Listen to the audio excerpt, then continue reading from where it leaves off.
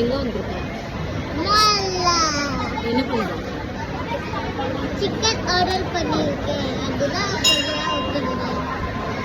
அதுக்கு தான் வெயிட்டிங்கா? வேற நல்லா வாங்க போகிறோம்.